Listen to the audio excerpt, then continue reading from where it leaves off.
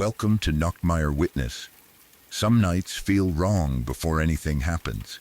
The air feels heavy, the room feels colder, and somewhere in the dark, you get the strange feeling that you are being watched. Tonight, you will hear stories from people who became witnesses to things they never expected to see. Some saw someone standing in the shadows.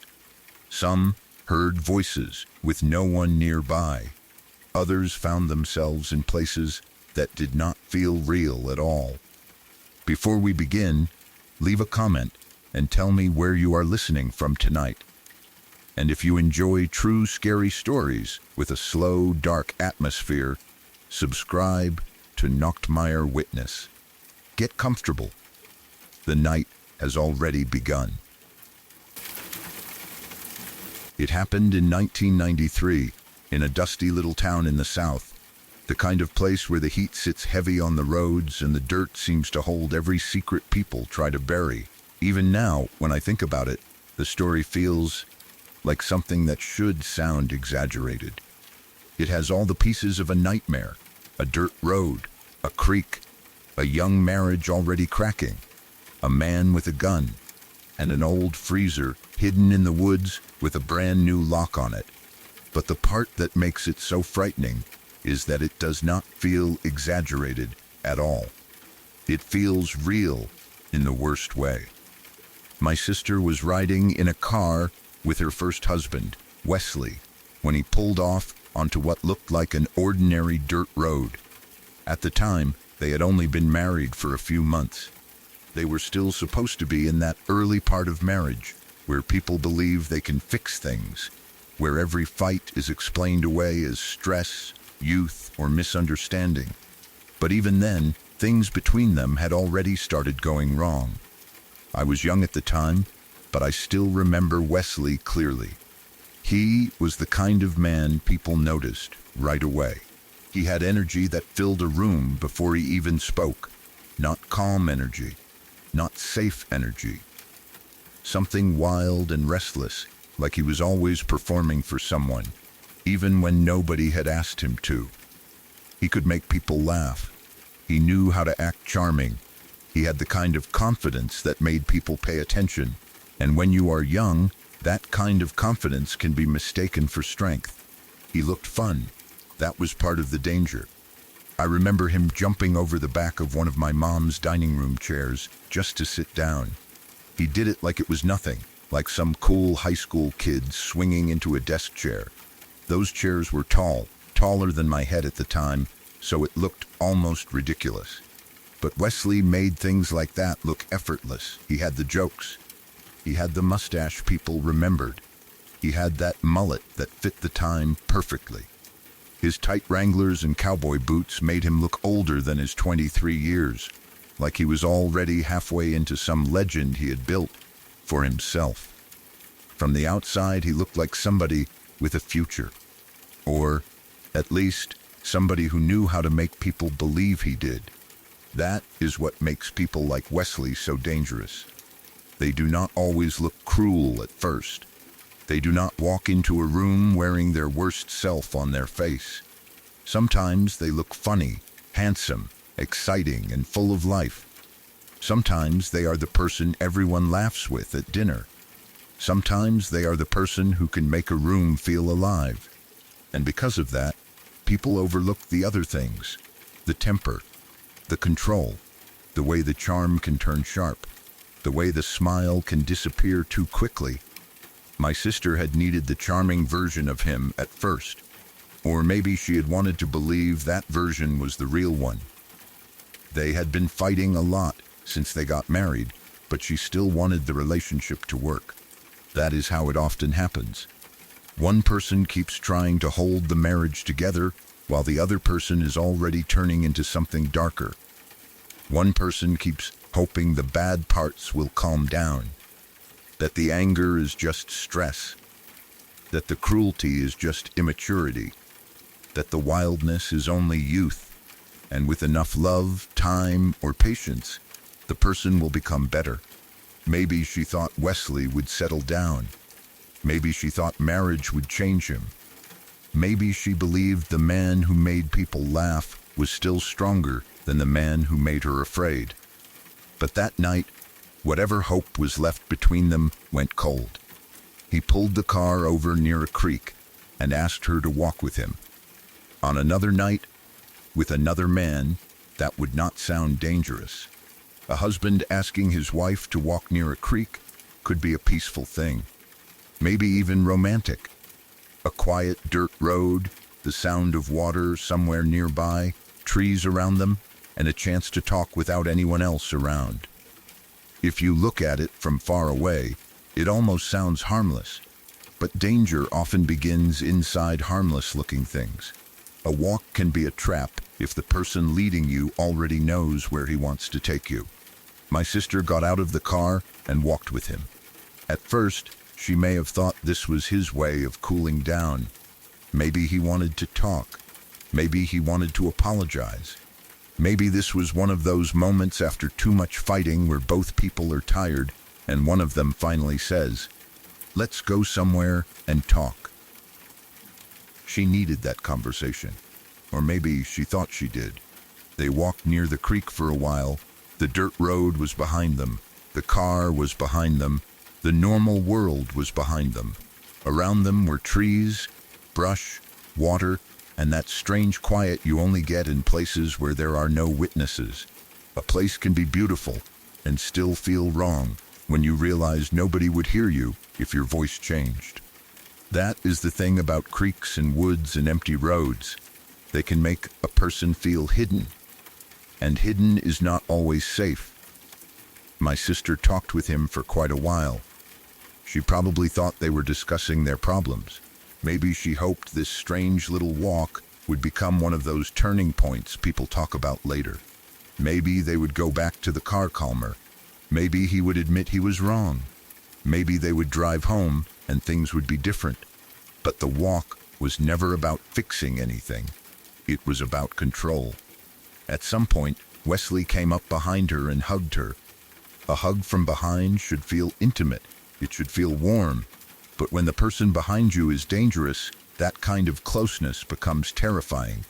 You cannot see their face. You cannot see their hands. You do not know what they are reaching for. Your body is already trapped before your mind fully understands why. Then she felt the revolver. It was a .38 snub-nosed revolver. The second she realized he had a gun in his hand, the whole world must have changed. The creek, the trees, the dirt road, the quiet evening, everything would have sharpened into one clear fact.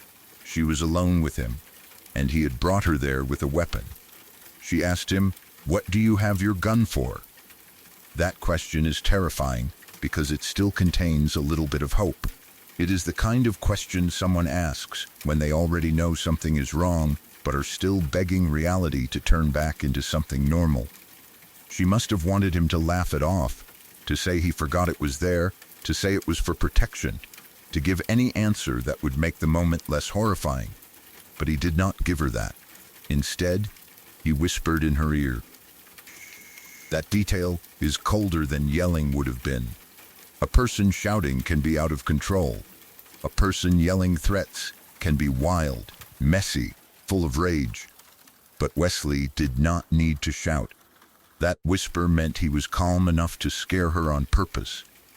It meant he wanted her to feel the closeness of his breath, the pressure of his body behind her, and the gun in his hand all at once. It meant he understood exactly what he was doing. The whisper was not comfort. It was a command. He took the gun and pointed it out in front of her while still holding her from behind. That image has always bothered me. It was not just a man threatening someone with a weapon. It was staged in a way that made the threat feel personal. She was caught between the fake intimacy of the embrace and the real violence of the revolver. His body was behind her. The gun was in front of her. She could not turn away from either one. Then he told her to look ahead. "Do you see that big white thing out there?" he asked. She had noticed it before. It was an old Frigidaire chest freezer dumped out in the woods. In that part of the South, seeing something like that in the woods was not as strange as it should have been. People dumped old appliances, furniture, scrap, and junk in places where they thought nobody would care. A rusted freezer near a creek could easily be dismissed as trash. Ugly, yes. Out of place, yes. But not necessarily terrifying at first glance. It was long and wide, the kind of old chest freezer that could hold several deer carcasses. In a rural place, that detail made it feel normal in a twisted way. Hunters used freezers. People stored meat. Old ones got thrown away. It was just another piece of abandoned junk, sitting where it should not have been, until Wesley told her to look closer. So she did. That was when the fear became something else. The freezer was old and rusted. The outside looked beaten up by weather and time. It had clearly been sitting out there long enough to become part of the woods. But on the lid, something did not match. There was a new hasp screwed into it, galvanized steel. Fresh, clean, too new against all that rust. And through it was a brand new master lock padlock. That detail changed everything. A rusted freezer in the woods is trash. A rusted freezer in the woods with a new hasp and a new lock is a message. Someone had gone out there with tools. Someone had attached hardware to the lid. Someone had secured it on purpose. Someone wanted that freezer to stay closed. The difference between old junk and a locked container is the difference between abandonment and intention. By then, my sister must have understood. Maybe not all of it. Maybe not clearly. But enough. Wesley dangled a key in front of her eyes. That image still makes my skin crawl.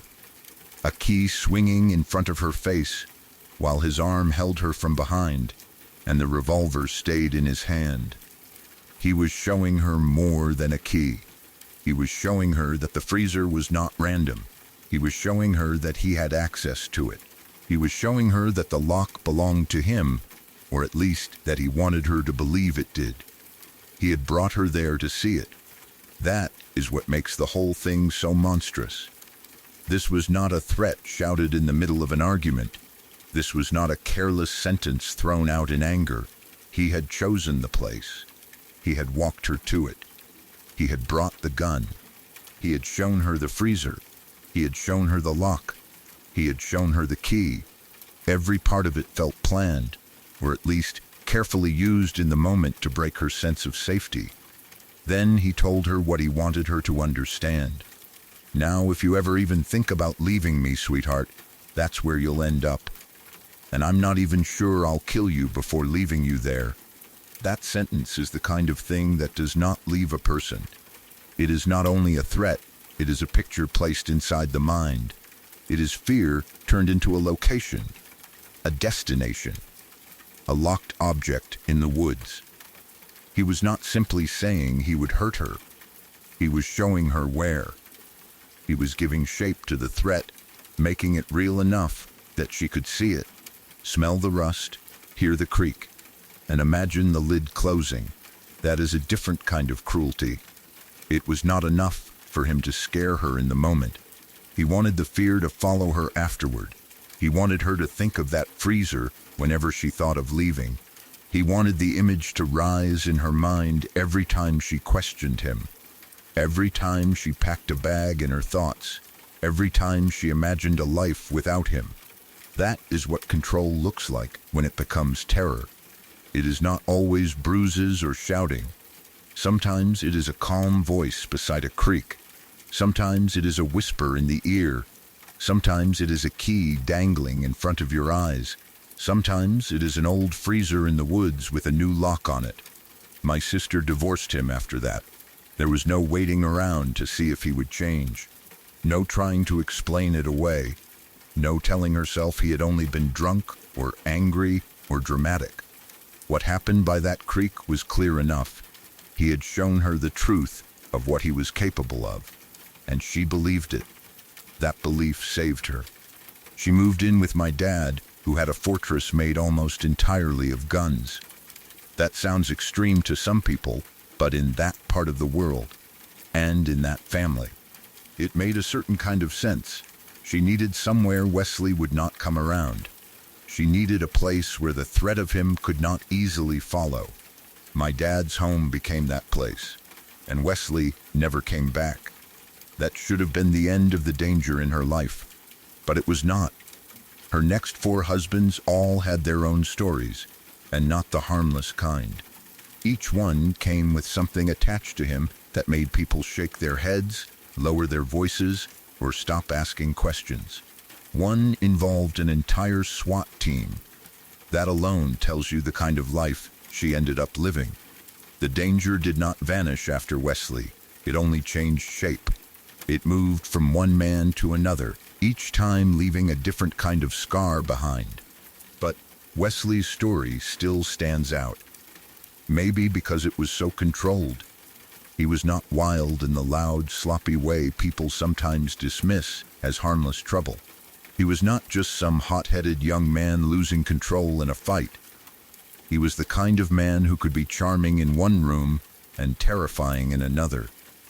He could make people laugh at dinner, then take his wife down a dirt road and show her a locked freezer in the woods as if he had prepared a lesson for her.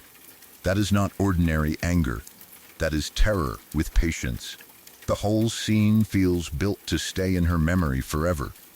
The dirt road, the creek, the trees, the old white freezer, the new lock, the key, the gun, the whisper. Every detail was there to tell her one thing he had already imagined her ending.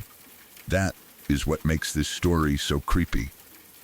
A man screaming, "I'll kill you," is frightening. But a man calmly showing you a hidden place where he says he might leave you is something else entirely. It means he has moved beyond anger and into imagination. It means he has pictured what fear would look like if he could put it in front of you. It means he wants your mind to become part of the cage. And for a while, I am sure it did. How could it not? How could anyone forget that freezer? I think about it often, even though I was not the one standing there. I think about that old rusted shell sitting near the creek, half swallowed by the woods. I think about the fresh metal on the lid, shining against the decay. I think about how a brand new lock can make an old object feel alive in the worst way. I think about the key swinging in front of her while his voice came soft and close behind her. A freezer is such an ordinary thing. That is part of the horror. People keep them in garages, kitchens, basements, sheds. They hold food, meat, leftovers, holiday supplies, the normal pieces of a household life. But put one out in the woods, old and rusted, locked shut with fresh hardware, and it becomes something completely different. It stops being an appliance. It becomes a sealed threat, a hidden tomb, a promise someone was cruel enough to show. That is why the image stays, because the object itself was harmless once. Then Wesley made it into something terrifying. That is what dangerous people do. They take normal things and turn them into tools of fear. A walk becomes isolation. A hug becomes restraint. A whisper becomes a command. A key becomes a warning. A freezer becomes a future someone threatens to give you if you do not obey. And the worst part is that from the outside, Wesley still looked like the cool guy. People liked him. People laughed with him. People remembered the mustache, the mullet, the cowboy boots, the jokes, the way he could jump over a chair and make a room react. He did not look like a monster at first. He looked like the kind of man people would describe as fun, wild, maybe a little trouble, but not evil. That is what makes the story more frightening than if he had seemed obviously dangerous from the beginning. Because charm can hide a lot. A smile can cover a threat. A joke can make people ignore a warning. A man can look like the life of the party and still be the person who takes a woman to the woods and shows her exactly how he plans to keep her afraid. My sister got out, and that matters most. She lived to leave him. She lived to tell the story. But I think the reason the memory remains so dark is because of how close the threat felt to becoming real. Some people never receive a warning this clear. Some people never see the locked freezer before it is too late. Some people keep believing the charming version until the dangerous version is the only one left in the room. My sister saw what he was. He showed her. Maybe he thought the fear would make her stay. Instead, it made her leave. That is the one part of the story that feels like air after holding your breath too long. She understood the message and ran from the man who delivered it. She chose survival over hope. She chose the truth over the version of him everyone else liked. But the image still stays. A dusty southern road in 1993. A young wife walking beside a creek with the man she had married only months before. A hug from behind that turned into a trap. A revolver in his hand. A whisper in her ear. An old white Frigidaire chest freezer sitting in the woods. A new lock on a rusted lid. A key dangling in front of her eyes. And a man who looked cool to everyone else calmly telling her what would happen if she ever thought about leaving. That is the kind of story that does not need ghosts. It does not need a creature in the trees or a voice from the dark. It is terrifying because the monster was standing right behind her, breathing softly in her ear, pretending that love and death could fit inside the same embrace. Some stories are frightening because they have monsters in them. Other stories are worse because they do not need monsters at all. They show what human beings can do to each other when cruelty is hidden behind closed doors, when silence lasts too long, and when the people who are supposed to protect a child become the reason that child needs to be saved. The story of Jeannie Wiley is one of those stories. It is not a ghost story. It is not a mystery from the woods. It is not something that happened in an abandoned building or on a dark road where people expect danger to live. It happened inside a house.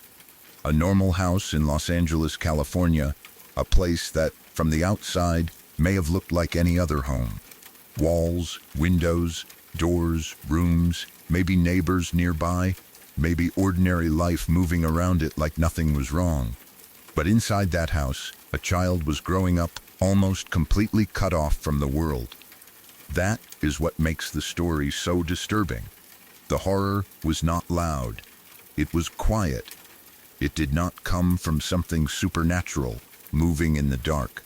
It came from years of stillness, isolation, and neglect. It came from a child being hidden away while the outside world continued as if she did not exist. People went to work. Cars passed by. Days turned into nights. Seasons changed. Children elsewhere learned to talk, laugh, play, run, ask questions, and become part of the world around them. But Jeannie was denied almost all of that. Her case became known as one of the most tragic and extreme cases of childhood isolation ever documented. That sentence sounds clinical when people say it, almost too clean for what it really means. It means a child spent the years when she should have been learning how to live, speak, move, trust, and connect, trapped in conditions no child should ever experience. For most children, the first years of life are full of voices. A mother or father talking softly, someone calling their name, people laughing nearby, someone teaching them words without even realizing they are teaching. A baby looks at faces, hears sounds, reaches for people, gets held, gets comforted, and learns little by little that the world responds to them. A child learns because the world answers. They cry, and someone comes. They make a sound, and someone smiles. They point, and someone names the thing they are looking at. They fall, and someone helps them stand. Those ordinary moments are so common that most people barely think about them. They seem small, they seem automatic, but those tiny interactions are the building blocks of a human life. They teach a child that they are seen, that they matter, that sounds can become words, that words can bring people closer, that people can be trusted. Jeannie's childhood was different. When she was only around 20 months old, she was placed in a small room and kept isolated from other people. She was still a baby, still at the beginning of learning what the world was. At that age, most children are touching everything, hearing language constantly, learning names for people and objects, stumbling through early words, laughing at faces, and reaching for comfort. But Jeannie's world became smaller instead of larger. She was not allowed to live a normal childhood. She was not given the chance to explore rooms, toys, voices, or ordinary family life. She was not surrounded by conversation. She was not encouraged to walk around freely or learn through play.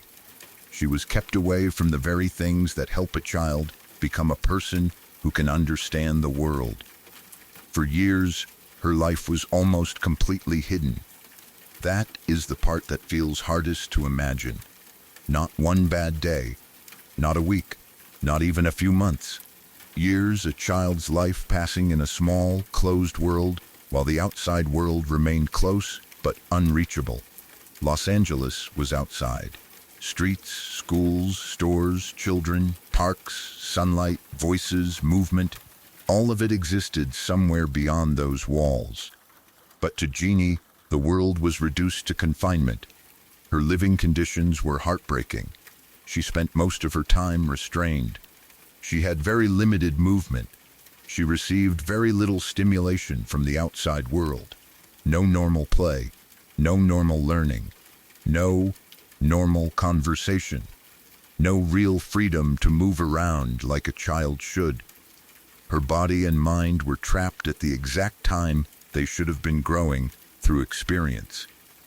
A child's brain develops through contact with life, but Jeannie was deprived of life in the most basic ways. No steady voices teaching her language, no games that helped her think and imagine, no gentle daily routines that told her she was safe, no normal affection that helped her understand connection, no room to become herself. That is a kind of horror many people do not fully understand at first, because it is quiet. There is no creature in the room, no shadow under the bed, no strange figure at the window, just a child alone for too long. A child not spoken to enough. A child whose body is present, but whose life is being held back, day after day, year after year. By the time authorities discovered her situation, Jeannie was 13 years old. 13, an age when many children are becoming teenagers, going to school, forming friendships, asking questions, developing opinions, listening to music, learning who they are, and beginning to imagine the future. But Jeannie had spent more than a decade living in conditions that no child should ever endure. When she was found, authorities immediately understood that something was terribly wrong. She was severely underdeveloped physically. She was malnourished. She was unusually small for her age. She was about 4 feet 6 inches tall and weighed around 59 pounds. Those details are painful because they show what the years had done to her body. Her growth had been affected by deprivation, by neglect, by a life that did not give her what she needed. But the most shocking damage was not only physical. It was what isolation had done to her ability to interact with the world. Jeannie had not developed language the way most children do. She had not learned to communicate normally. She struggled with basic movements and everyday actions that most people never even think about. Things like chewing and swallowing certain foods were difficult for her. Her body and mind had adapted to a world where normal human experience had almost disappeared. Imagine growing up without conversation, not just being quiet sometimes, not just being shy, but truly growing up without the steady flow of human speech that surrounds most children from birth. No one explaining what things are, no one asking what you want, no one answering your sounds, no one telling you stories. No one singing, no one giving ordinary words to ordinary things. A child is not born knowing language. A child learns language because people around them speak. They learn because someone responds. They learn because sound is connected to meaning again and again until the brain begins to understand. They learn because they are part of a human environment. Jeannie was denied that environment. That is one of the most haunting parts of her story. She was not simply hidden from strangers. She was hidden from the very human contact that teaches a child how to be human among others. The silence around her was not peaceful. It was damaging. It was the kind of silence that can steal years from a life before the child even understands what has been taken. When Jeannie was finally discovered, researchers and medical professionals became deeply interested in her case. Her situation raised questions that scientists had debated for years. How does language develop? Is there a special period in childhood when the brain is most prepared to learn language? If that period is missed, can a person ever fully recover what was lost? Those questions were important, but they also made her story painfully complicated. Because Jeannie was not a theory. She was a person, a child who had suffered, a girl who had been deprived of things no child should be denied. People studied her because her case was rare, but behind every observation was a human being trying to learn the world after being kept from it for almost her entire childhood. That is another unsettling layer of the story. After years of being hidden, she was suddenly seen by many people: doctors, psychologists, researchers, caregivers, and others all wanted to understand what had happened to her and what could still be helped. Her progress after being removed from the home was remarkable in some ways. She began learning. She began responding to people. She formed relationships with caregivers and researchers. She showed curiosity about the world around her. For someone who had experienced such extreme neglect, even small steps were important. Every new behavior, every sign of connection, every attempt to communicate meant something. That part of the story matters. Because even after so much had been taken from her, there were still signs of life reaching outward. She showed interest. She showed emotion. She showed a desire to connect. There is something deeply moving about that. After a childhood shaped by isolation, part of her still reached toward people and the world. That does not erase the horror of what happened, but it reminds us that she was not only a case, not only a tragedy, not only a subject for study. She was a person with feelings, reactions, curiosity, and a need for care. But there were also heartbreaking limits. Some things that most children learn naturally during early development were incredibly difficult for her. Language remained one of the biggest challenges. She learned words. She found ways to communicate. She made progress. But she never developed language in the same way a person usually does when they grow up surrounded by normal interaction from infancy. That is one of the reasons her case became so important and so sad. It showed how much the early years matter. The first years of life are not empty space before a person becomes real. They are the foundation. The time when the brain is being shaped by sound, touch, movement, love, safety, attention, and response. A child's earliest world teaches them what life is. If that world is full of care, language, and connection, the child builds from that. If that world is empty, silent, and cruel, the damage can reach into everything that comes after. Jeannie's story forces people to understand that childhood is not just a beginning. It is the ground a person stands on for the rest of their life. And her ground was taken from her. There is another disturbing part of the story too. Her suffering lasted for years before it was discovered. That is almost impossible to sit with. More than a decade passed while she lived in conditions that should have been impossible for any child to endure. The world outside kept moving. People nearby may have had ordinary problems, ordinary routines, ordinary conversations, while inside that house, a child was being denied the basic things every human being needs. That fact is frightening because it shows how much can be hidden behind walls. A house can look normal from the outside. A door can stay closed, curtains can cover windows, neighbors can pass by, mail can arrive, cars can come and go, and inside, something terrible can continue for years. That is not a horror movie idea. That is real life, and that is why it is so disturbing. Children depend completely on adults. A child cannot simply decide to leave a harmful home. A child cannot always explain what is happening. A child cannot protect themselves from the people who control their world. They rely on adults for food, safety, language, care, and love.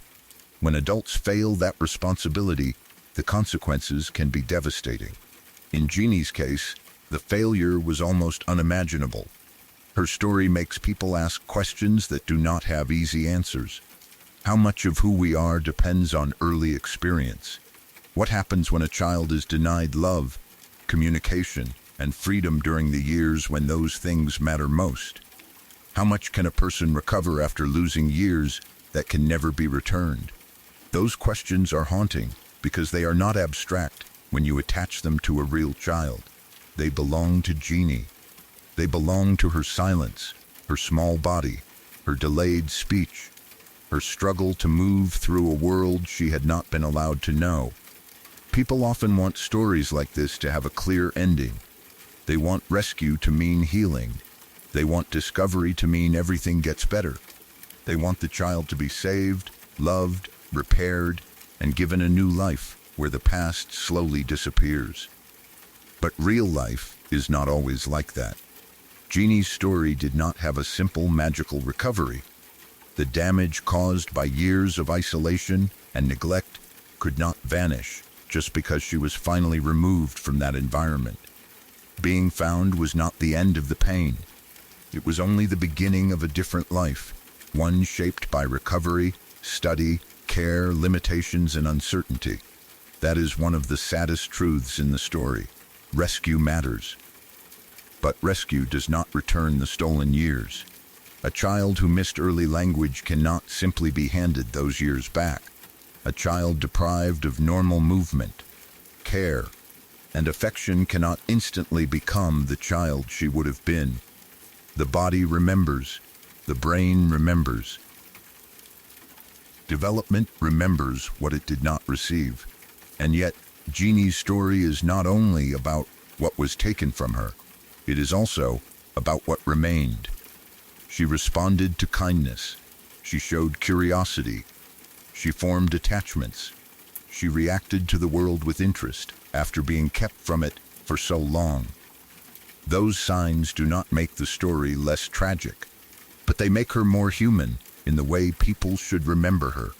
She was not only a symbol of neglect, she was a girl who still tried, in her own way, to reach outward. That is heartbreaking and powerful at the same time. The most haunting part of Jeannie's story is not only imagining what she endured, it is imagining everything she never had. The first words she should have heard clearly and often. The first words she should have spoken and had answered with joy. The games she should have played. The stories she should have been told. The small childhood arguments, laughter, birthday moments, silly questions, bedtime routines, school days, playground sounds, and family memories most people take for granted. Those ordinary things are not small when a child is denied them. They are the things that shape a life. Jeannie lost more than comfort. She lost time. She lost years of development. She lost parts of childhood that cannot be rebuilt later in the same way. That is what makes the story feel so heavy.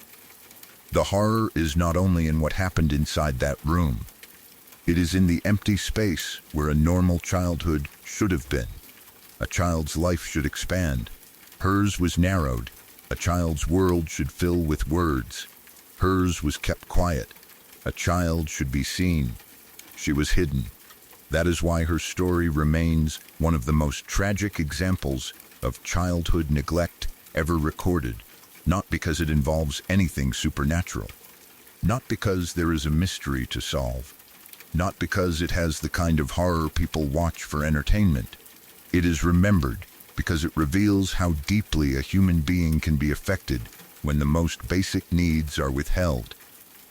Care, attention, connection, language, movement, love, these are not luxuries for a child. They are survival.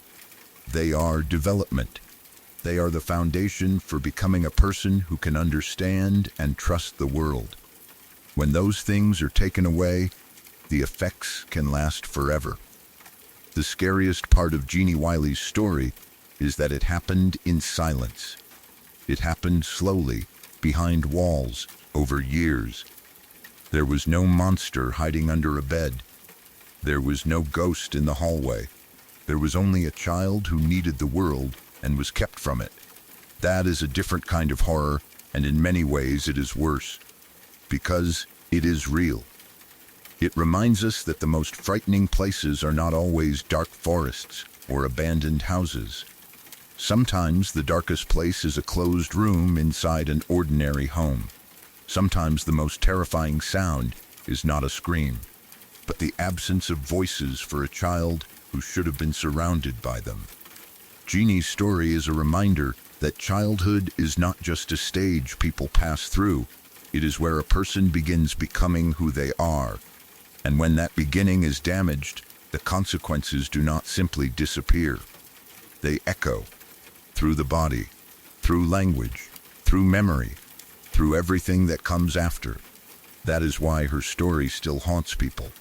It shows how fragile human development can be, how much children need, and how devastating it is when the people responsible for protecting them become the ones who steal their world away. The house was not haunted. It did not need to be. What happened inside it was already terrifying enough. My dad was a police officer, and over the years he saw things most people would never even want to imagine. When someone works in that kind of job long enough, they learn that the world has layers. There is the normal world most of us live in, with grocery stores, quiet streets, porch lights, neighbors, work, school, and ordinary problems. Then there is another world underneath it, one most people only hear about in news stories or crime documentaries, where people do things that do not make sense to any healthy mind. My dad had seen accidents. He had seen violence. He had seen grief. He had gone into homes where families were screaming, into streets where people were hurt, into situations where nobody knew what was waiting around the next corner. Police officers learn to expect the unexpected, but even then, some calls still stay with them in a different way. There was one call he responded to that never really left him. It was supposed to be a normal noise complaint. That was all. A simple call. Someone had reported unusual activity coming from a house, and my dad was sent there to check it out. At the time, there was no reason to believe it was going to become anything serious. Noise complaints happen all the time. Usually, it is loud music, a party that has gone too late, a couple arguing, neighbors getting annoyed, someone banging around in a garage, something irritating, maybe uncomfortable, but not the kind of thing that changes how an officer looks at the world. That was what made it so dangerous in hindsight. It came dressed as routine. There is something unsettling about routine calls because they can lower a person's expectations. Not fully, because officers are trained to stay alert, but still, a noise complaint does not sound like a nightmare when it first comes over the radio. It sounds like paperwork. It sounds like telling someone to turn the music down. It sounds like a quick conversation at a front door and then moving on to the next call. My dad arrived at the house expecting to find some normal explanation. From the outside, nothing would have told anyone what was waiting inside. That was one of the things that stayed with him. The house did not look like a horror scene from the street. It was not some abandoned building at the end of a dirt road. It was just a house. A normal-looking place in a normal area. The kind of place people drive past without ever thinking about what might be happening behind the walls. A porch, windows, a front door, maybe lights on inside. Nothing that screamed danger. But the closer he got, the more the situation felt wrong. Police officers develop a sense for that. It is not magic. It is the way small details start stacking up in the mind before there is a full explanation. A sound that does not match the call. A silence that feels too controlled. Movement behind a window. A strange delay before someone answers.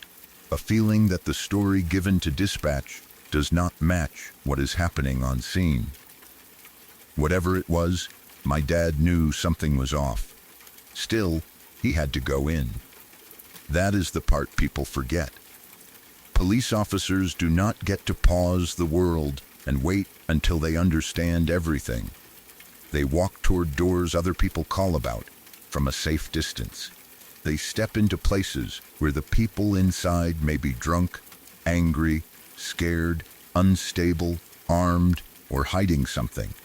They do not truly know what they are walking into until it is already around them. My dad entered expecting a loud party or some kind of argument. Instead, he walked into something that looked like it had been pulled from a nightmare. Inside the house were multiple people wearing clown costumes. Not funny party costumes, not harmless Halloween outfits with people laughing and holding drinks. These were the kind of costumes that immediately change the feeling of a room. Even in daylight, a group of adults dressed as clowns can feel uncomfortable if the setting is wrong. At night, inside a house already being reported for strange noise or activity, it becomes something else completely. The costumes alone would have been enough to make most people uneasy. But that was not the worst part. They were holding guns. For a moment, imagine walking through a door prepared to deal with a noise complaint, and instead seeing a group of people dressed like clowns with weapons in their hands. Your brain would have to fight to understand what it was seeing. The scene would feel unreal at first, almost too strange to be dangerous, and that is exactly what makes it dangerous. When something is too bizarre, the mind hesitates. It tries to categorize it. A joke, a party, a prank, a performance. But guns do not care if something is a joke. A weapon in a strange hand is still a weapon. According to my dad, the people inside seemed to be playing some kind of dangerous game involving the guns. That made the whole scene even more unpredictable. It was not just armed people standing there. It was armed people behaving like they were part of some twisted performance, acting as if the combination of costumes, weapons, and fear had become entertainment. Everything about it was wrong. The faces painted or hidden behind clown makeup, the weapons, the strange atmosphere inside the house, the sense that normal rules had been left outside the door. My dad said there are moments as an officer where training takes over because if you stop to fully feel what you are seeing, you might freeze. That scene was one of those moments. He could not treat it like a weird prank.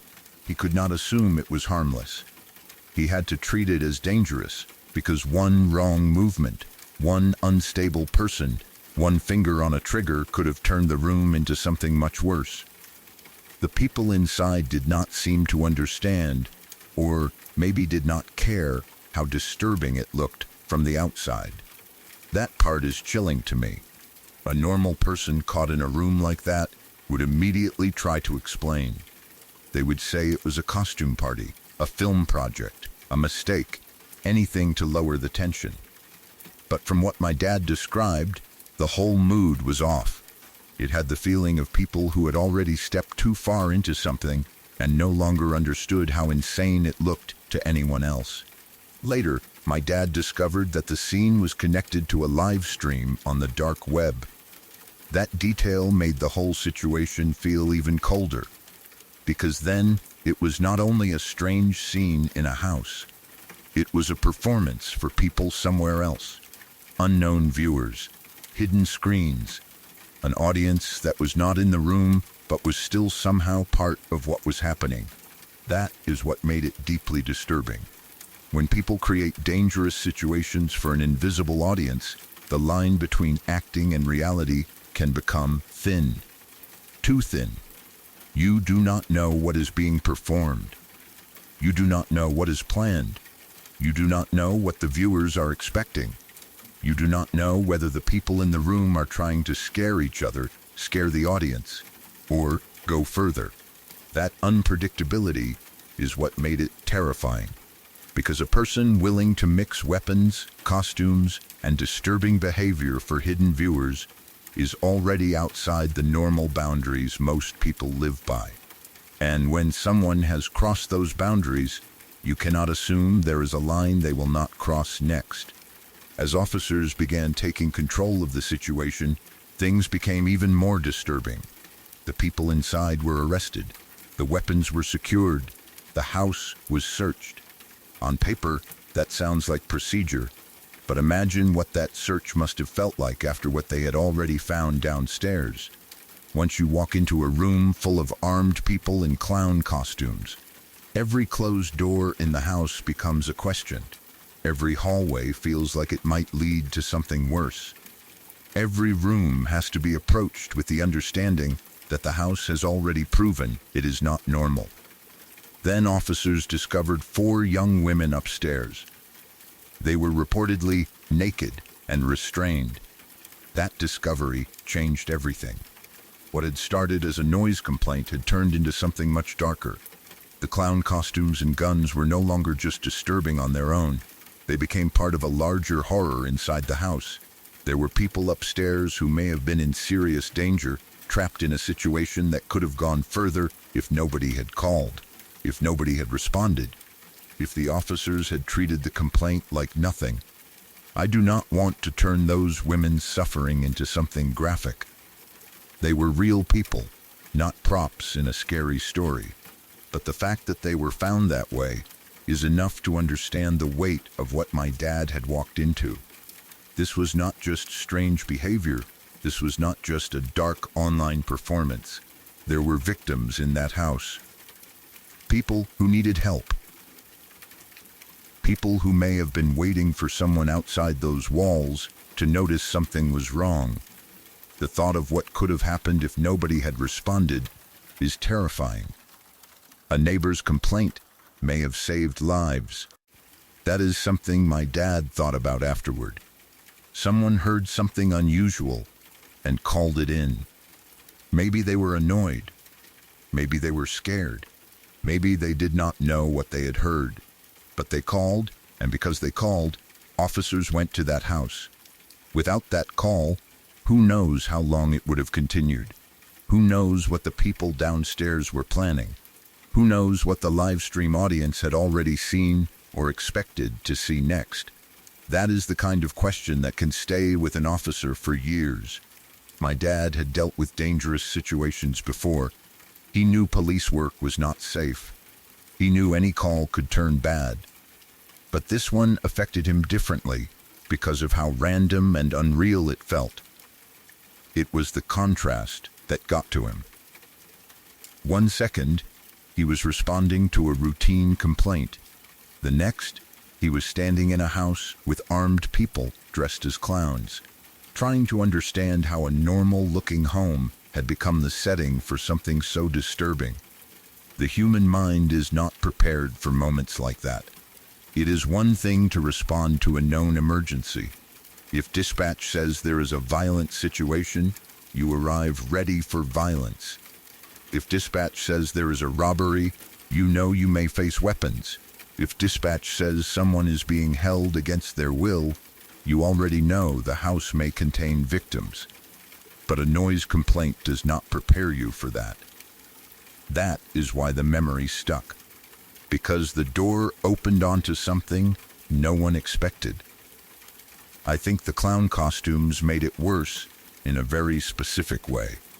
Clowns are already strange to a lot of people because they are supposed to be funny, but the painted smile does not match real emotion. A clown face can hide everything: fear, anger, emptiness, cruelty.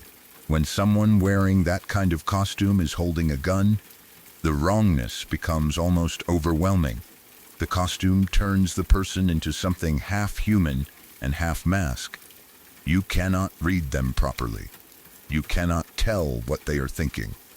You cannot tell where the joke ends. And in that house, there was no joke. There was only danger dressed up as one. The guns made every second unstable. A room full of armed people is already a threat. Add costumes, a dark web live stream, and victims upstairs, and the whole situation becomes something beyond a normal police call. My dad could not know whether one of them would suddenly panic. He could not know whether someone would try to act for the camera. He could not know if the people watching online were encouraging them. He could not know if the situation had already been planned to escalate. That is what would haunt anyone. Not only what happened, but what almost happened. The questions that follow are endless. What if the neighbor had not called? What if my dad and the other officers had arrived later? What if the people inside had heard police coming and decided to react violently? What if one of the guns had gone off? What if the women upstairs had not been found in time? What if that live stream had been building towards something far worse? Those are not questions with comfortable answers. They are the kind of questions that keep replaying in a person's mind after the scene is over, after the arrests are made, after the reports are filed, after everyone else moves on. Officers may leave a house physically, but sometimes the house stays with them. The images stay, the sounds stay, the feeling in the room stays. For my dad, that call stayed. He was never the same after that night. I do not mean he became a completely different person overnight, but something in him changed. He had always known the job was dangerous, but this showed him a different kind of danger. The kind hidden behind ordinary walls. The kind that does not announce itself clearly. The kind that can be happening in a normal neighborhood while everyone nearby thinks it is just noise. Eventually, he switched departments. He kept working, but that call had affected him deeply. He remembered it for years, and honestly, I understand why. Some moments do not leave a person because of how strange they are. Others stay because of what they reveal about the world. This call did both. It revealed that a house can look normal from the outside while holding something completely different inside. That is one of the scariest truths there is. Most of us judge the world by surfaces because we have to. We drive past houses and assume they are just homes. We see porch lights and think of families eating dinner, people watching TV, kids doing homework, someone washing dishes, someone getting why. Some moments do not leave a person because of how strange they are. Others stay because of what they reveal about the world. This call did both. It revealed that a house can look normal from the outside while holding something completely different inside. That is one of the scariest truths there is. Most of us judge the world by surfaces because we have to. We drive past houses and assume they are just homes. We see porch lights and think of families eating dinner, people watching TV, kids ready for bed. We do not imagine hidden cameras, weapons, restraints, costumes, fear, or victims upstairs. We cannot live every second imagining that. But my dad walked into a place that proved the surface can lie completely. From the street, it was just another house. Behind the door, it was something else. Something that had already moved far beyond normal human behavior. That is what stayed with him more than anything. Not just the clown costumes, not just the guns, not only the live stream, not only the women upstairs. It was the way all of it had been hidden behind an ordinary exterior until one routine call cracked it open. A quiet street, a normal-looking house, a simple complaint, and inside, a nightmare. That is why police officers never truly know what they are walking into. Every call has two versions, the version that comes over the radio and the version waiting behind the door. Most of the time, those two versions are close enough. A noise complaint is a noise complaint. A disturbance is a disturbance. A welfare check is just a welfare check.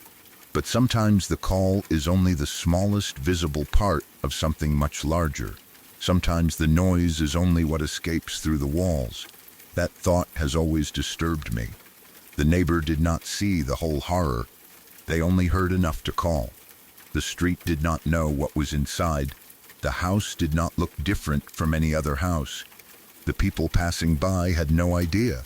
The whole thing was hidden until officers stepped inside and pulled the mask off. And that mask was not only metaphorical. There were actual masks. Painted faces, costumes, people performing danger for unseen watchers.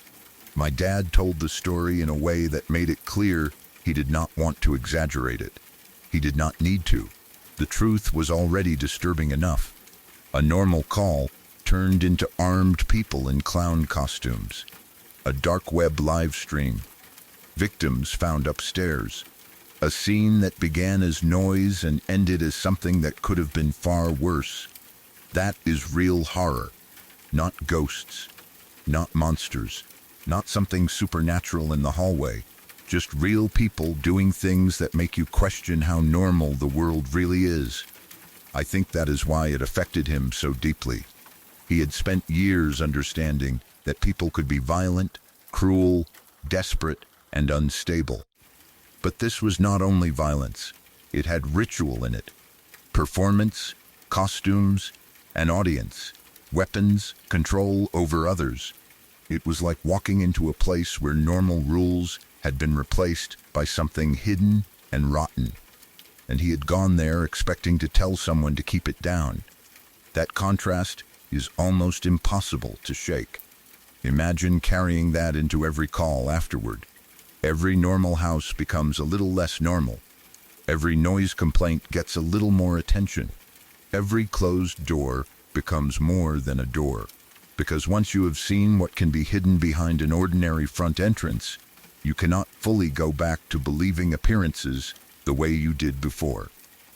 My dad knew, after that any call could be the one that seems simple, the one that sounds routine, the one that turns into something nobody is ready for.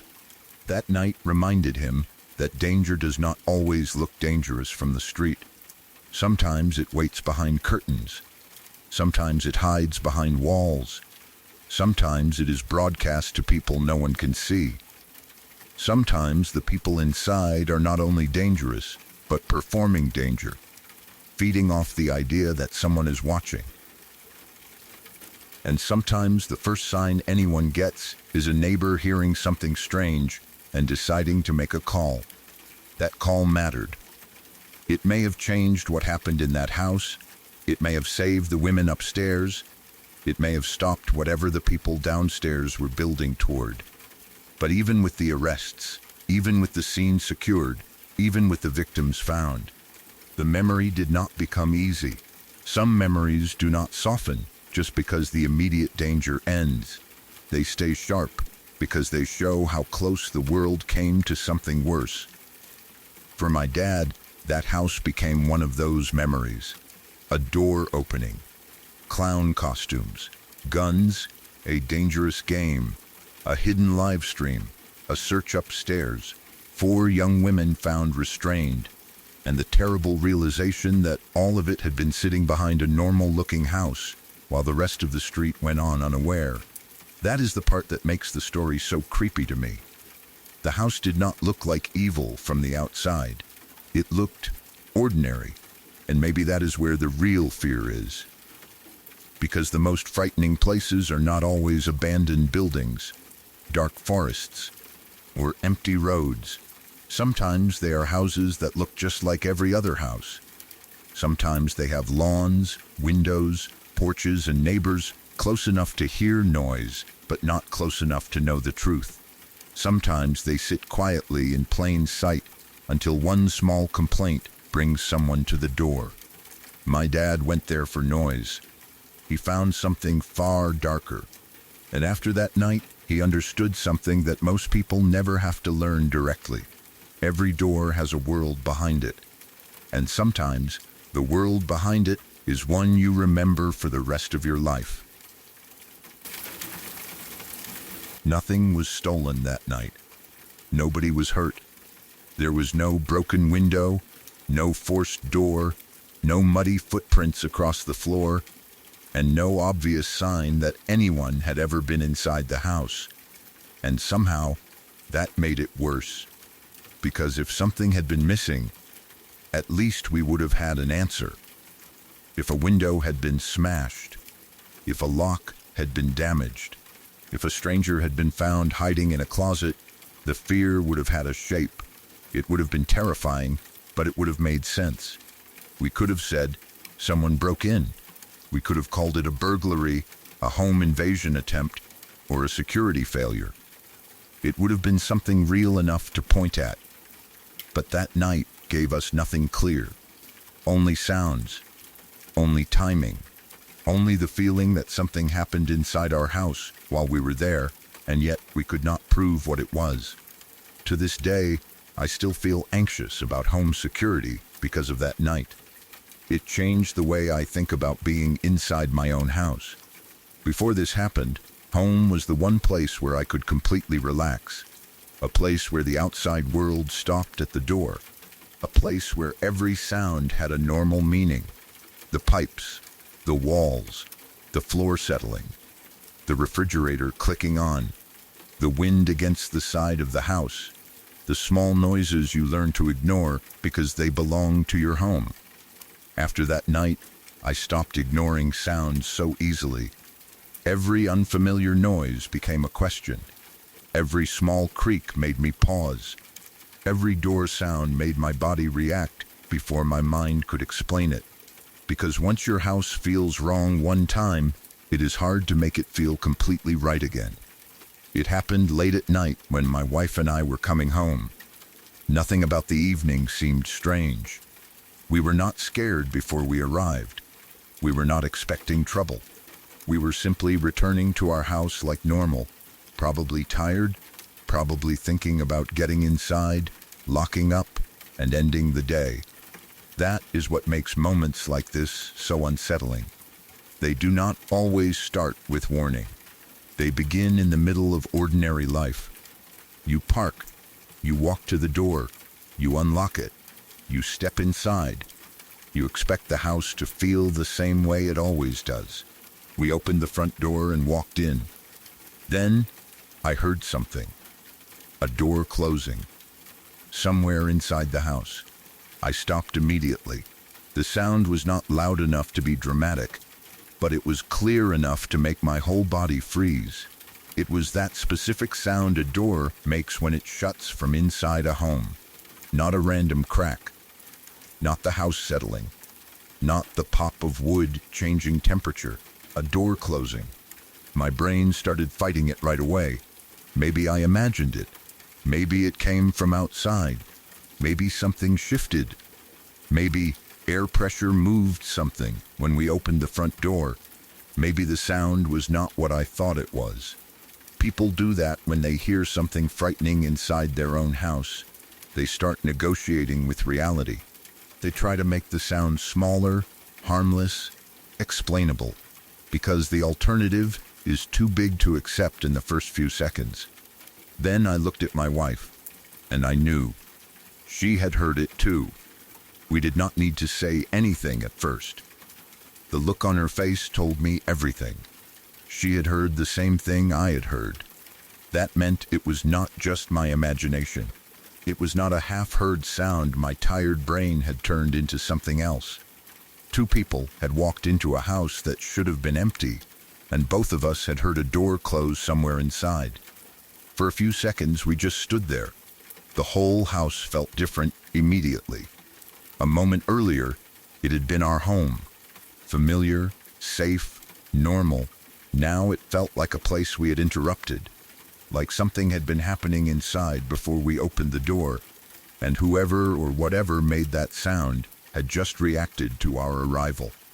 The first thought that came to my mind was the alarm. Did I forget to set it? Had the system failed? Had someone somehow disabled it? Had someone been inside before the alarm was armed? The questions started piling up fast, and none of them felt good.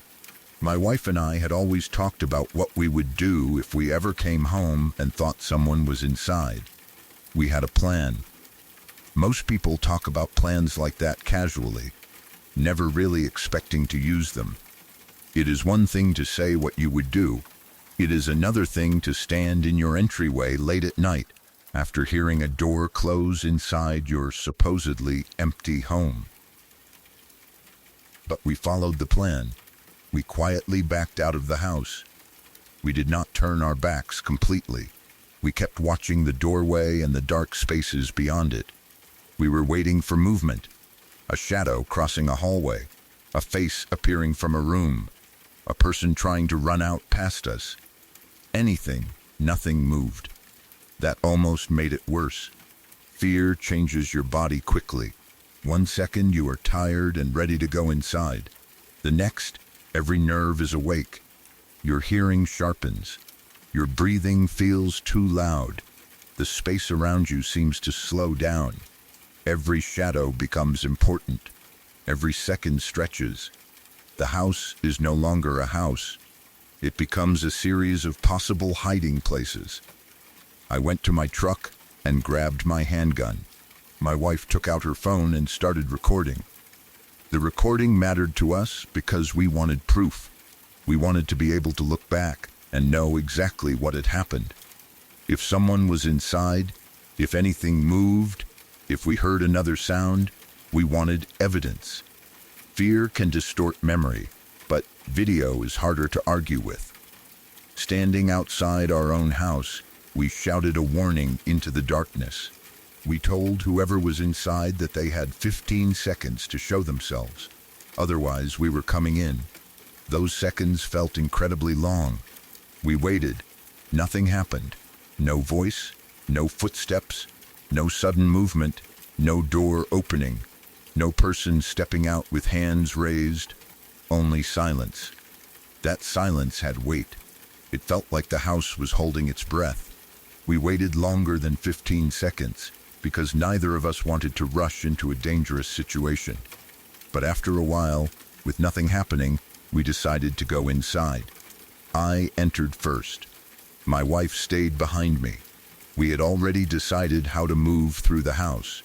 She stayed in the areas we had cleared while I searched ahead. I checked every room, every corner, every possible hiding place. I opened doors. I checked closets. I checked cabinets. I looked behind furniture. I looked under things. I looked in places where I knew a person probably could not fit, but I checked anyway, because fear does not care about probability. I am already a paranoid person when it comes to security, so I did not do a quick walkthrough and convince myself everything was fine. I searched carefully. Then I checked again. The house was not large. We did not have a massive amount of stuff. There were not many places where someone could truly disappear. That should have made me feel better, but it did not. In a smaller house, the fear becomes more concentrated. If someone is there, they are close. If a door closed inside, the source of that sound is not far away. The footage from my wife's phone showed us going through every room. It showed us checking everything. Nothing was missed. Nobody was there. There was no sign of anyone breaking in, no damaged lock, no open window, no stolen items, no explanation for the sound we both heard. After searching the entire house more than once, we finally started trying to accept that maybe there had been some other explanation. Maybe we had misunderstood the sound. Maybe opening the front door changed the air pressure and caused another door to move. Maybe something inside had shifted at exactly the wrong moment. Maybe it was one of those strange house noises that only sounded like a door closing. But the feeling never fully went away. We were tired. It was late. Nothing had been found. At some point, exhaustion starts to argue with fear. You cannot stand guard forever. You cannot search the same empty house all night. Eventually, you have to decide whether you can live with the uncertainty long enough to sleep. So we set the alarm again. We locked everything. Then we went to bed. Our front door setup is important because it makes the next part even stranger. The entrance has two doors. There is an outside metal security door, and then there is an inside wooden door. They do not sound alike at all. The metal security door has its own heavy sound. The wooden door has a completely different sound. If you live in a house long enough, you know these things without thinking. You know the difference between one door and another the way you know the voices of people you live with. There is no confusing them. That night, both doors were locked. The alarm was set. The house had been searched. Eventually, I managed to relax enough to fall asleep. For a while. Then, about 2 hours later, I woke up. And I heard it. The sound of the inner door opening. The wooden door, the one inside the house. I woke up completely in an instant. There was no slow confusion, no half-dream state where I wondered if I had imagined it. I knew that sound. I knew exactly what door it was. My body reacted before my thoughts could catch up. Then came the alarm. It started going off. That meant something had triggered it. And then I heard the outer door open, the metal security door, the one that was supposed to be locked. My heart dropped because I understood the order of events. The inner wooden door opened. The alarm activated. Then the outer metal door opened. Something had happened at the front entrance while we were asleep. I lay there trying to make sense of it, but every possible answer felt wrong. Was someone inside the house after all? Had someone been hiding in a place we somehow missed? Had someone come in after we went to bed? Was there a malfunction? Did the alarm system glitch? Did one door somehow move on its own, then the other? How could that happen when everything had been locked? The problem was that I had already checked everything. I had walked through that house. I had opened every door. I had checked every room. I had looked in every place someone could hide. My wife had recorded it. We had proof of the search. We had done everything we were supposed to do. And yet, 2 hours later, the doors made sounds again. The alarm went off. The entrance behaved like someone was using it. That night completely changed the way I viewed my home. Because the scariest part was not finding someone inside. The scariest part was never knowing what actually happened. If we had found an intruder, at least the story would have had a clear center. A person, a motive, a way in, a reason to call police and say, "This is what happened." But there was nothing. No stolen items, no damage, no clear evidence, just a door closing when the house should have been empty. A full search that found no one. Then, hours later, doors opening and the alarm going off. That kind of uncertainty gets into your head. It makes your own home feel like it has a secret. You start thinking about every possibility, and none of them satisfy you. Maybe the first sound was mechanical. Maybe the second event was a malfunction. Maybe both things were unrelated. Maybe a draft moved the doors somehow. Maybe the alarm system glitched. Maybe a lock did not catch properly. But then you remember that both of you heard the first sound. You remember the difference between the inner and outer doors. You remember the order of sounds. You remember standing outside with a gun and a phone shouting into your own house. You remember checking every room and finding nothing. You remember trying to sleep afterward, and then waking to the alarm.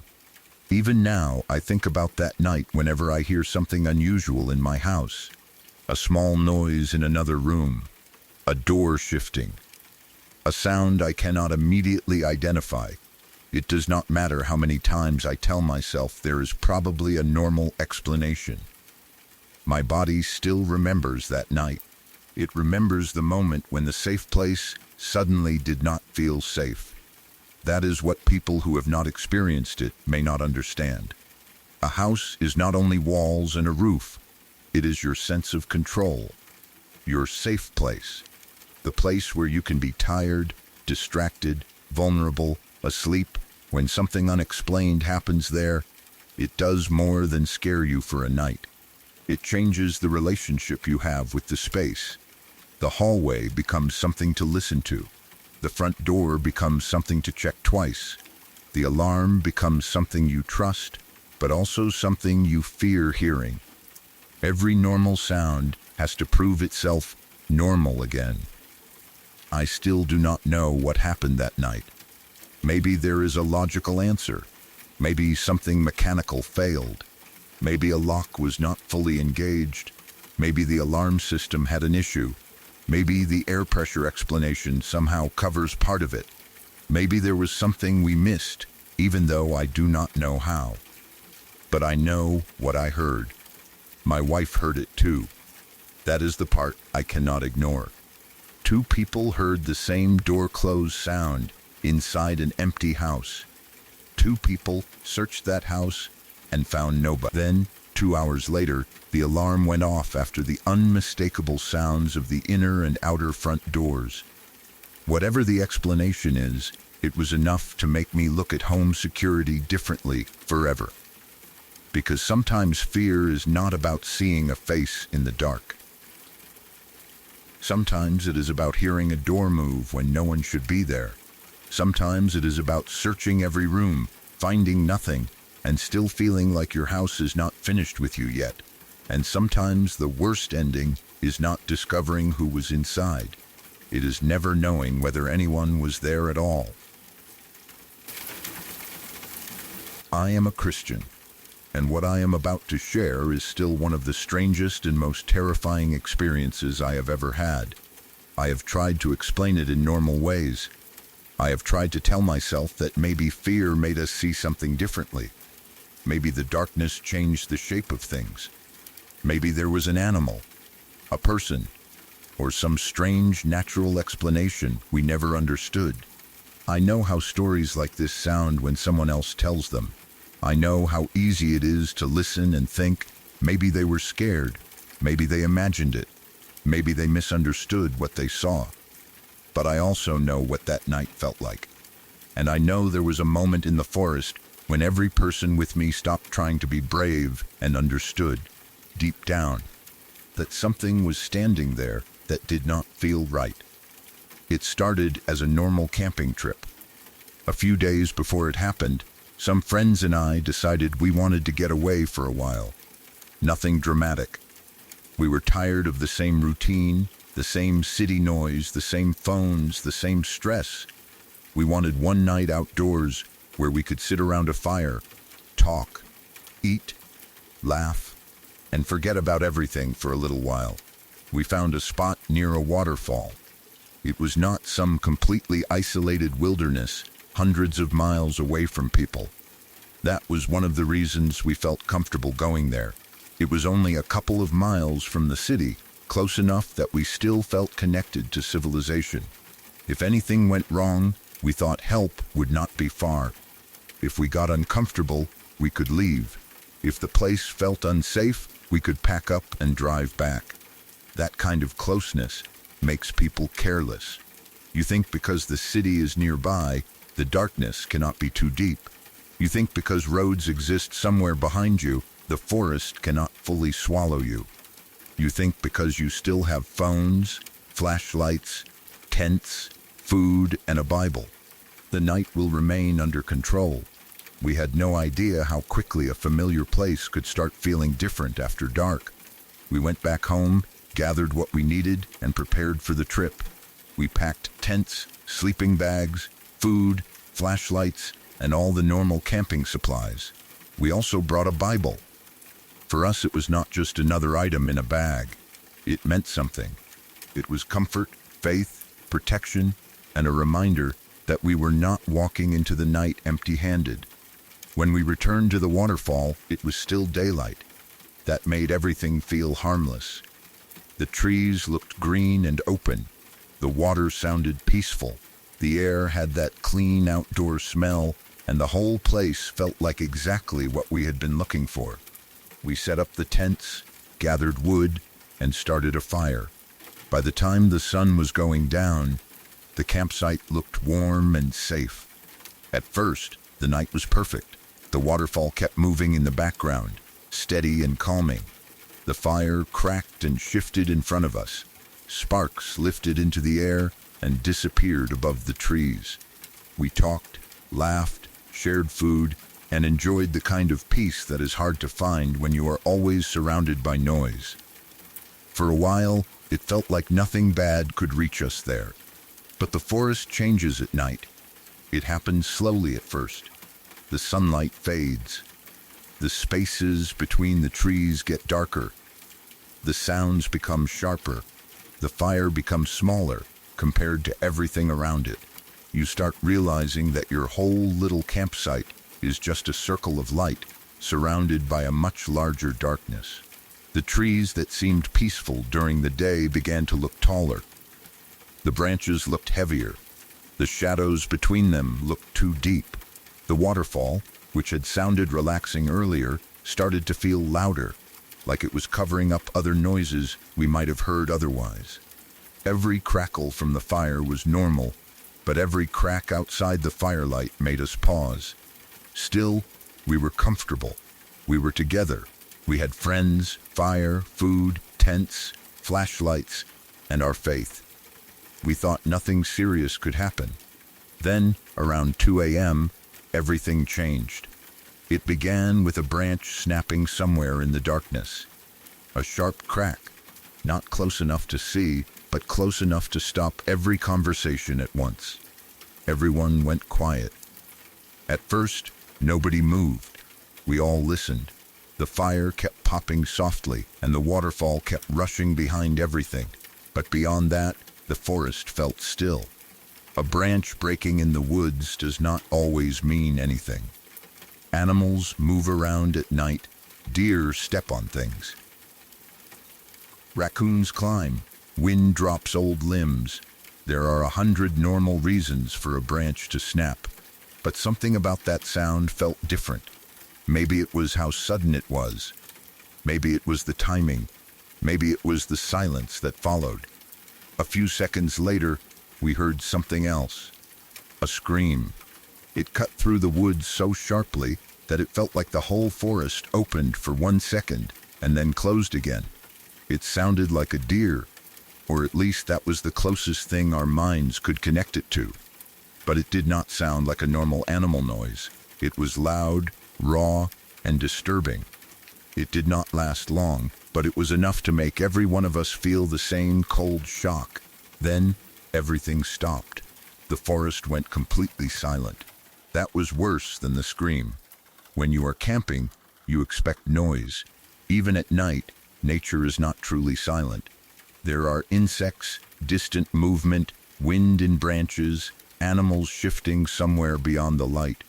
But after that scream, it felt like everything in the forest had frozen. No movement, no little sounds, no rustling, nothing. It was like the woods had heard it too. We sat there for a few minutes, trying to decide what to do.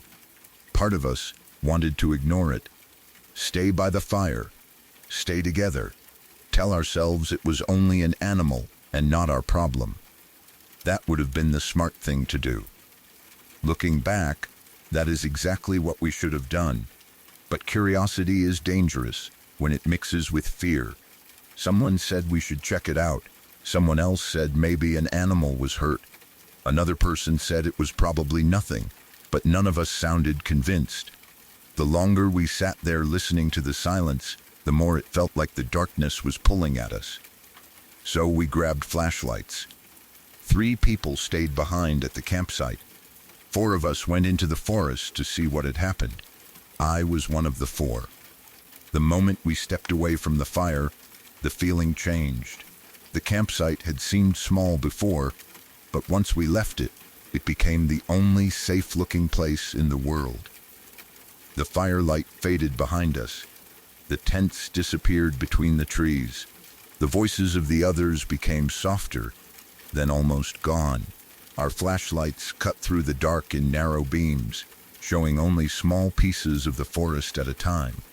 A tree trunk, a patch of leaves, a rock, a broken branch, then blackness again. Everything outside the beam felt hidden.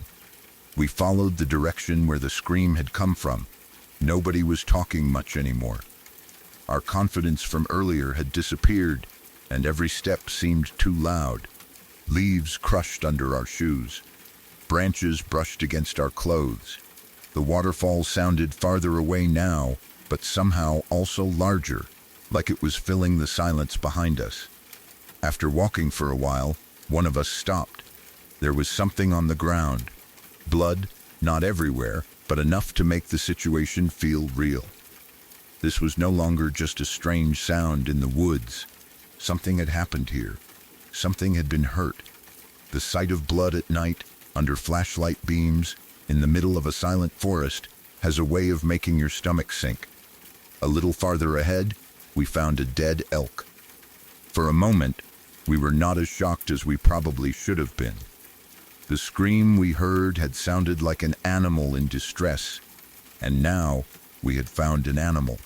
In a strange way, that gave us an answer. Maybe a predator had attacked it, maybe it had been injured, maybe the scream had been its final sound before whatever happened. That explanation was disturbing, but at least it was natural. For a few seconds we thought the mystery was solved. Then we noticed something nearby, something standing in the darkness. At first, I could not understand what I was looking at. My flashlight was not directly on it, and the trees made everything confusing.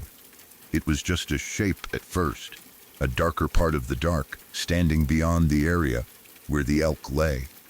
I thought maybe it was a tree, maybe a stump, maybe 2 branches crossing in a way that looked like a body.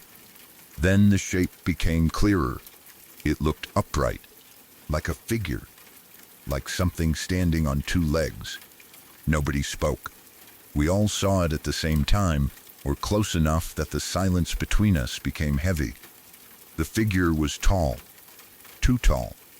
It looked around 7 feet, maybe more, though in the dark it was hard to judge perfectly. But it was not just the height that made it wrong. There were 2 large shapes extending from its head, like horns. For a moment, my mind refused to accept what I was seeing. I tried to force normal explanations onto it. A person wearing something, a branch behind its head, a shadow, a hunter, a statue, even though that made no sense. Anything but what it looked like. But it stood there, tall, still, humanoid, and then we noticed the eyes. They appeared to be glowing red. That was the moment fear took over completely. Not simple fear, not nervousness, not the kind of fear where you laugh afterward because you scared yourself over nothing. This was deep, physical fear, the kind that moves through your whole body at once.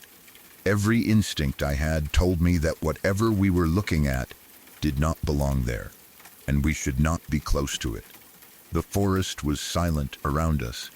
The dead elk was on the ground, the blood was behind us and around us, and that figure stood in the darkness with red eyes, looking toward us.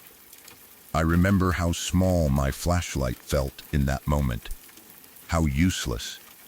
The beam could show a few feet of the world, but it could not explain what we were seeing. It could not make the figure human. It could not make the situation safe.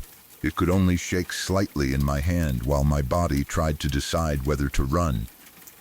We did not know what was in front of us. We did not know if we were in danger. But none of us wanted to stay there. In that moment, we reached for the one thing that gave us comfort: the Bible. Maybe some people will not understand that. Maybe they will think fear made us dramatic. But in that moment, faith was not an idea. It was the only solid thing we had. We were standing in the middle of the woods at 2 a.m., near blood and a dead animal, looking at something tall and horned with red eyes. We did not know what to do with our fear, so we turned to what we believed. We started praying. We began saying the Saint Michael prayer together. Our voices were not calm at first. They were shaky, breathless, too loud in the silence. But as we kept going, something changed in us. Fear was still there, but it had a direction now. We were not just standing frozen. We were doing something. We were holding on to faith because fear alone was too much to carry. Then, instead of backing away, we moved forward. Looking back, I know how strange that sounds. Most people would have run away. Maybe we should have. But in that moment, we were terrified and determined at the same time. We shouted. We prayed. We held on to the Bible. We moved toward the figure because some part of us felt that backing away would leave us helpless. But standing in faith gave us strength. The figure moved. It turned. And then it ran. It moved away from us and disappeared deeper into the forest. Within moments, it was gone. Just darkness again. Just trees. Just silence. We stood there for a moment, breathing hard, trying to understand what had just happened. Nobody had a joke. Nobody tried to act tough. Nobody laughed and said we had imagined it. The fear was too real for that. We had gone into the woods expecting to find an injured animal, or maybe the remains of a predator attack. Instead, we found something none of us could explain. Eventually, we decided the smartest thing was to return to the campsite. We walked back quickly, not quite running, but close. Every sound behind us made us turn our heads. Every tree looked like it could hide that shape again. The darkness felt larger than before, like the forest had changed while we were inside it. The flashlight beams bounced in front of us, and the only thing I wanted was to see the fire again. When we finally reached the tents, the others could tell something was wrong immediately. We told them what happened. We told them about the branch, the scream, the blood, the elk, and the figure. We told them about the height, the horn-like shapes, the red eyes, the way it stood there, and the way it ran after we prayed. After that, nobody wanted to be alone. We stayed together near the fire. The whole mood was different. Earlier, the forest had felt peaceful. Now it felt like something was beyond the edge of the light, waiting for us to forget. The waterfall no longer sounded relaxing. It sounded like it was hiding movement. The trees no longer looked beautiful. They looked like walls. Nothing else happened for the rest of the night. We did not hear another scream. We did not see the figure again. Nothing came into the campsite. Eventually, we slept, though I do not think any of us truly relaxed. It was the kind of sleep that comes only because your body cannot stay awake forever, not because your mind feels safe.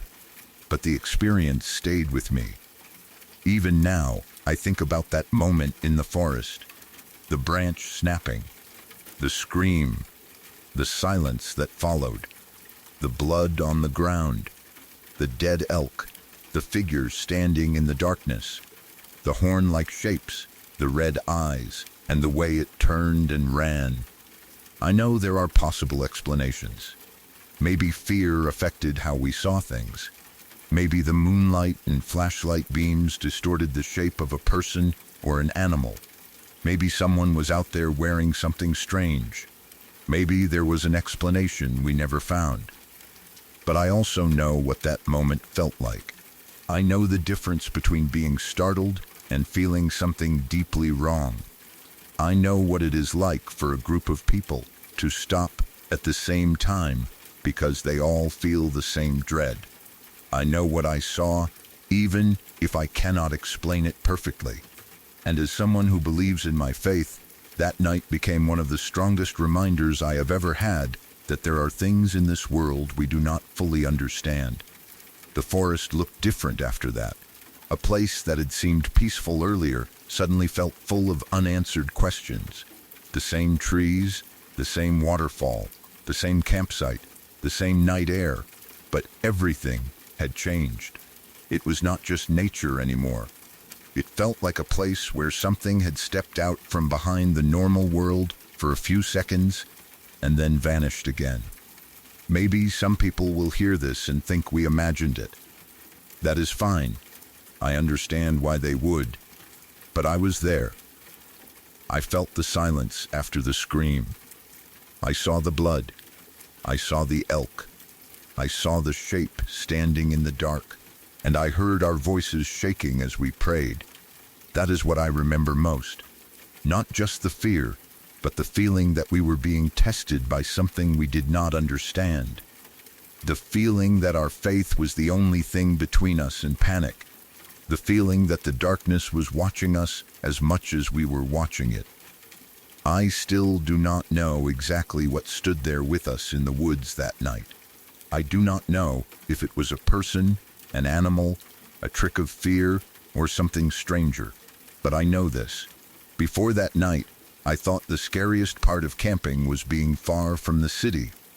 After that night, I learned that distance does not matter as much as people think.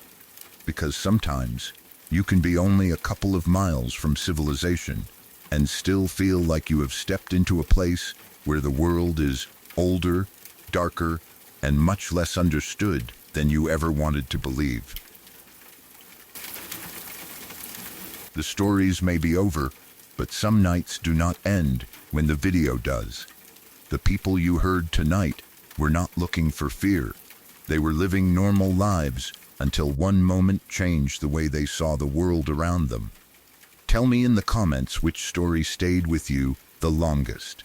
Subscribe to Nockmeyer Witness for more true accounts from people who saw something they wish they could forget. Good night, and if you wake up suddenly, do not assume it was just a dream.